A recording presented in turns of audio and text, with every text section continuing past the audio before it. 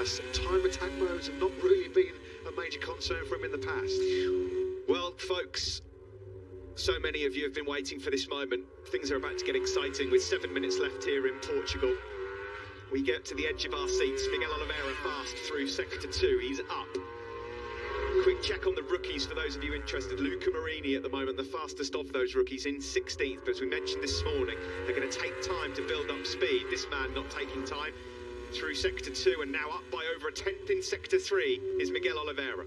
Yeah, real strong lap this for Oliveira. Then at the top of the hill, coming through turn 13, just a couple of corners left for him to negotiate this long double right-hander, 14, and then he'll start to wind the power back on and attack this breathtaking downhill turn 15, the final corner.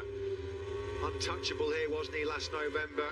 Blitzed to pole position, then in the race he got the whole shot and nobody saw which way he went. He's just behind the world champion Juan Mir at the moment. Oliveira then over the line, he does go top, 1:47.03. Great lap time that then by the Portuguese man. He's clear by a couple of tenths. Juan Mir just up ahead of him as well. Thought about moving to turn 1. Rolls and backs out of it, but that's a great time then. Is that already good enough to get him through into Q2? We'll find out shortly. There's a red sector in for Jack Miller in sector 1, but immediately he's lost 2 seconds in sector 2, so something's happened to Miller, maybe a mistake out on circuit. Estimated P1 then for the world champion Juan Mir. You don't very often see Mir when it goes into time attack mode, threatening top spot. It's been a good day for Suzuki. They've been able to utilise that agility and corner speed of that GSX-RR. Shinichi Sahara-san, he looks on. He'll be happy with what his men have done so far today. Everyone except Franco Morbidelli out on circuit with soft rubber. Morbidelli has decided not to for now. Espargaro and Pecco Bagnia have pulled the pin on soft tyres at the moment. The pair of them have had really rapid first sectors. So Mir still on course for P1. Marquez starts his first flying lap in time attack mode. Do you know what? It's just in your gut. You feel like it's written in the stars that Marquez is going to be in the top 3, if not better, at the end of day 1. Paul Espargaro, his teammates, also going very well. So let's stay with Mir as he heads up towards the final corner here in Portugal. He's got 2 tenths in his back pocket to play with here. All action, aggressive, knee and elbow rubbing on the tarmac for Mir through the final couple of corners. Stands the bike up, wheelie over that crest to the finish line now. He does go top, 1:42.85. He absolutely nailed that last sector as well.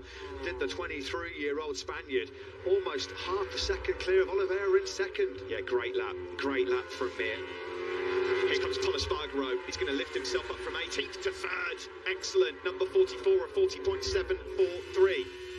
Miller also on a very, very good lap, despite his recovering right arm after that arm pump surgery. What, just 10 days ago in Barcelona. Here is the thriller Miller. It was a thrilling last lap duel he had with Franco Morbidelli here last season. Miller got it at turn 13 on the very last lap.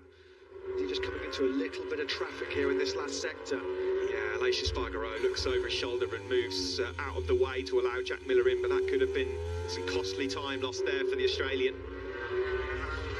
Still enough time to put it right. Marc Marquez's first flying lap was just a warm-up lap, effectively. We'll keep a track on him in a moment. Here comes the battery Ducati man, though. Jack Miller looking to try and challenge Juan Mir's 1:40.2. He goes to second with a 40.3. Lorenzo Savadori just misses out on a place in the top 10. Excellent from the Italian. Yeah, that's 41.1. That is brilliant. 8 tenths of a second down on Juan Mir, the world champion. Outstanding job by Savadori.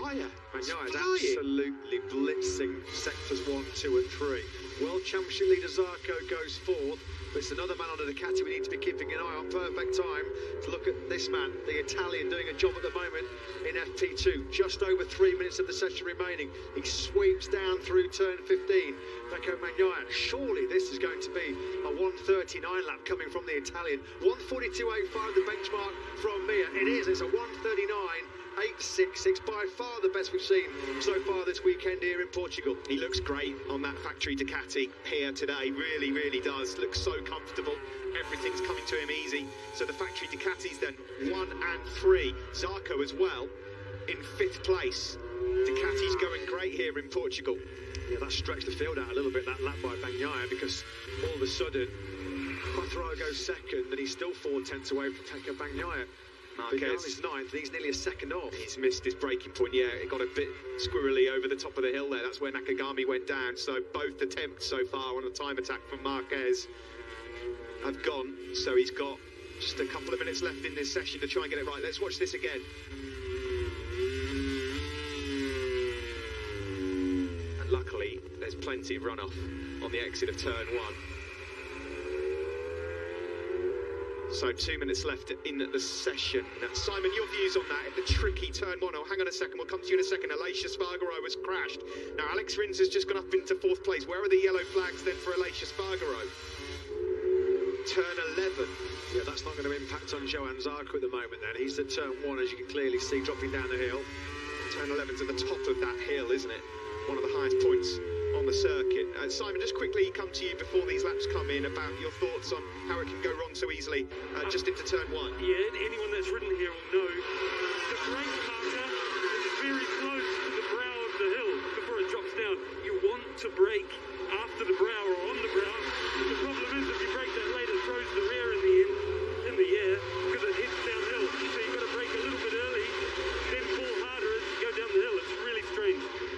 Thanks very much, Simon. It just went slightly wrong there for Fabio Quartararo. It was getting a little bit lively, wasn't it, coming out of turn 12. That may well have cost him a chance to get close to Bagnia's 1:38.66, although he had a brilliant 4th sector. The Yamaha's corner speed through 14 and 15 really coming to the fore. Quartararo down by just over 300ths of a second. Well, it's another lap that's gone for Marc Marquez. He's had a firework or two in him before. It means that he's now got 1 flying lap left in this session. So no great surprise, is it, Steve? In this kind of format, he's going to be a little bit, well, more than a little bit ring rusty. He just hasn't been able to nail that clean lap at the moment. He's going to get one more stab at it. Now then, this time, turn 1, it looks like he's just step out, got okay. Yeah, you can see in the little camera shot on the bottom left there, he's flying through sector 1. We'll keep an eye on his splits as Vinales goes up into 6th place. Last flying lap also for Jack Miller, the Aussie. Zarco's just gone up into 7th place, and Marquez is on the money. He's only 800ths down through sector 1. Yeah, he's just nailed his personal best first sector of this afternoon session. He starts to climb out of turn 5 now. Through the left-hander 6, flicks that Repsol on the right. Oh! Steady, steady, steady on. Easy, Tiger. And he's still pinning it. He's back. He's back. There would have been a few hearts in mouths.